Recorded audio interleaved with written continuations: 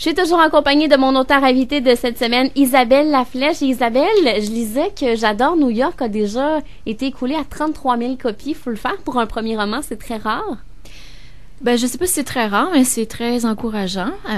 C'était pour moi une grande surprise et un grand plaisir que ça devienne un best-seller. Et puis j'ai le plus grand bonheur dans tout ça, c'est pas les ventes. Pour moi, c'est de recevoir des messages de lectrices qui m'ont dit qu'après avoir lu J'adore New York, ils ont remis en question leur choix de carrière parce que moi, j'ai écrit ça dans le but de partager un peu ce qui m'était arrivé, mais aussi de faire voir que il y a pas de gêne ou il y a pas de problème à vouloir changer à un moment donné de voie dans la vie. Puis l'important, c'est d'être heureux et de suivre ses valeurs. Et puis ça, ce message-là, c'était le message fondamental du premier roman.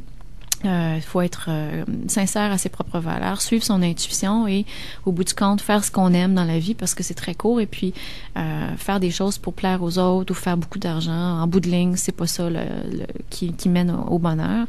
Et puis, j'ai eu des messages, mais c'était incroyable, des courriels, des messages sur Facebook. Et j'en reçois d'ailleurs encore aujourd'hui de gens qui m'ont dit que le livre leur avait fait réfléchir et justement, suite à ça, ils ont décidé de retourner aux études ou de s'en aller en théâtre ou faire il y en a une, elle voulait devenir maquilleuse et puis elle avait étudié dans un domaine pour plaire à ses parents et finalement, elle a décidé qu'elle voulait vivre de sa passion. Alors pour moi, ça a été le plus gros cadeau.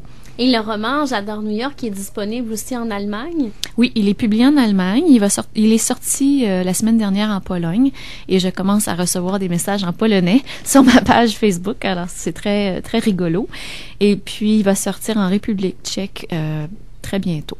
Et J'adore Paris, est-ce que ce sera la même chose? Est-ce que ce sera distribué aussi dans ces pays-là? Oui. Et est-ce qu'il y a un objectif ou il y a d'autres pays qui s'en viennent bientôt? Il y a d'autres pays qui s'en viennent. Il n'y a rien de signé encore, mais je travaille sur un 3e roman et quand les 3 romans vont être publiés, c'est une trilogie, je pense qu'il va y avoir d'autres pays, oui, qui vont se joindre à tout ça. Et le 3e roman devrait sortir au printemps prochain? Je sais pas encore. Je suis encore en train de travailler dessus. Comme il y a des traductions, traduits anglais, français et tout ça, je peux pas dire encore quand est-ce qu'il va sortir, mais il est bien entamé. Et est-ce qu'on peut savoir dans quel pays ce sera ou c'est une surprise? Oui, je l'ai commencé à le dire. Alors, je peux vous le dire. Ça va être en Inde. Okay. Oui. Catherine et Eric Cash s'en vont à Mumbai.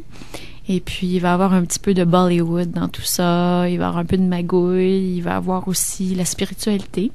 Quelque chose que moi, je vis présentement. Ça fait un an et demi que je fais du yoga religieusement. Et c'est quelque chose qui change beaucoup ma perception des choses et aussi qui m'aide énormément dans l'écriture. Alors, s'il y a des gens qui nous écoutent, qui veulent devenir écrivains ou qui veulent écrire, je vous encourage fortement à faire du yoga. C'est bon pour l'esprit et puis c'est bon pour le corps. Et est-ce que l'auteur ira faire un tour en Inde? Oui. Je prévois un voyage probablement cet automne. Et il va y avoir dans les prochains jours le livre Carnet d'une romancière à Paris. Oui, ça c'est un projet qui est fort amusant. C'est plusieurs adresses que l'on retrouve dans mon roman J'adore Paris se retrouvent dans un carnet d'adresses pour les gens qui vont voyager à Paris, qui cherchent des bons plans. Et j'ai rajouté des adresses que j'ai trouvées en passant du temps là-bas ou par des références d'amis que j'ai rencontrés à Paris, des gens assez branchés qui m'ont donné des pistes, des restaurants, des cafés, des boutiques. Alors j'ai travaillé sur ça avec les éditions La Presse et je suis assez fière du carnet. Il est beau. C'est un bel objet aussi à offrir en cadeau à des amis qui vont faire des voyages, qui vont à Paris. Alors, je suis très contente de ce projet-là. Est-ce que c'est la maison d'édition qui t'a approché ou c'est toi qui as eu l'idée et qui l'a proposé? En fait, c'est la maison d'édition qui m'a approché. Ils savaient que j'avais un roman qui s'appelle J'adore Paris. Et puis, on a travaillé ensemble là-dessus. C'est un beau projet. Et il y a aussi le blog.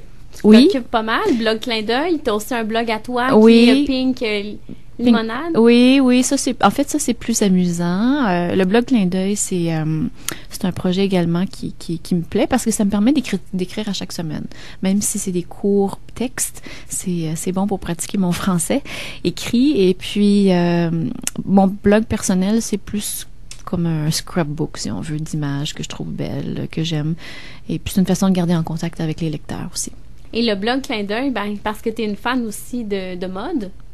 Oui, oui, ça me permet de partager mes coups de cœur et puis des trouvailles aussi. On est plusieurs blogueuses sur le site. Moi, moi je blogue le vendredi matin et c'est vraiment le sujet, c'est de l'inspiration, des trucs qui m'inspirent. Donc ça peut être un voyage. Souvent c'est des livres, des beaux livres. J'adore les livres sur la mode, les livres à touche féminine aussi. Ça me plaît beaucoup. Donc je partage mes coups de cœur.